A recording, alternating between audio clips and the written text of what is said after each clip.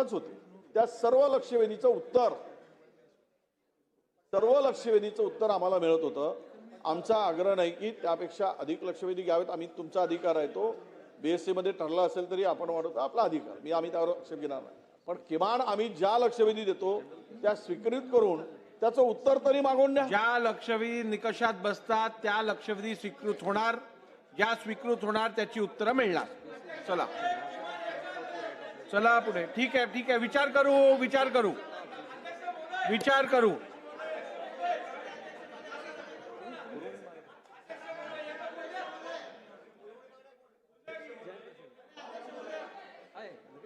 अध्यक्ष महोदय, एक महत्त्वाचा मुद्दा माननीय मुख्यमंत्री महोदय आहेत म्हणून तेवढ्यात मी मांडतो. माननीय मुख्यमंत्री महोदयांचं मी लक्ष वेधू इच्छितो. याच्यावरती आहे ना आता आपलं प्रस्तावावरती चर्चा आहे ना. 293 चालू केलं. चला नाही बोला. त्यांनी ऑब्जेक्शन घ्यायच्या आधी मी संरक्षण मागतो आणि आमदारांना विनंती करतो.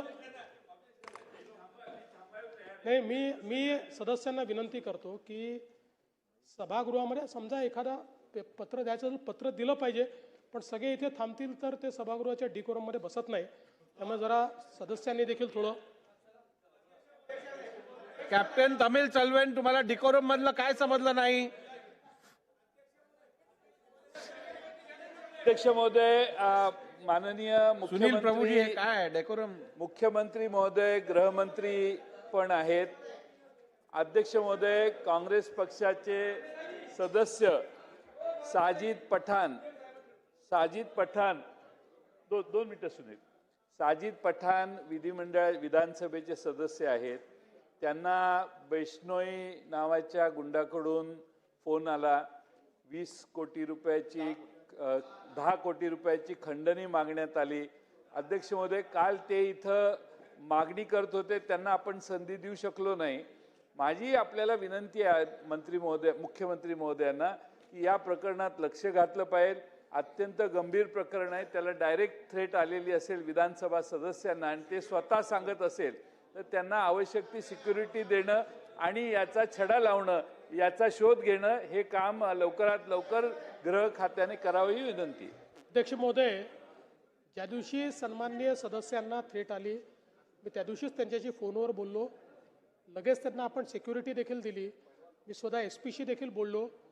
आणि हा जो काही शुभम लोणकर हा जो काही बिष्णू गँगचा आहे हा अनेक लोकांना अशा प्रकारे धमक्यांचे फोन करतो आहे. याचं लोकेशन कुठेतरी बाहेर आहे, ते शोध. हा तो कुठेतरी बसला असेल जिथे कुठे आहे त्यालाही शोधणं चाललेलं आहे. पण मी आश्वस्त करतो की सन्मान्य सदस्यांना कुठल्याही प्रकारे थ्रेट होऊ देणार नाही. त्यांना पूर्ण सुरक्षा देण्याचे सगळे आदेश हे आपण निर्गमित केले आहेत.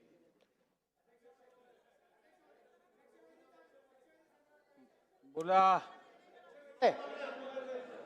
सन्माननीय अध्यक्ष महोदय, धन्यवाद. खरं तर अध्यक्ष महोदय, मी 2009 सालापासून या सभागृहाचा सदस्य आहे आणि ज्या पद्धतीनं आपण अध्यक्ष झाल्यानंतर निरनिराळ्या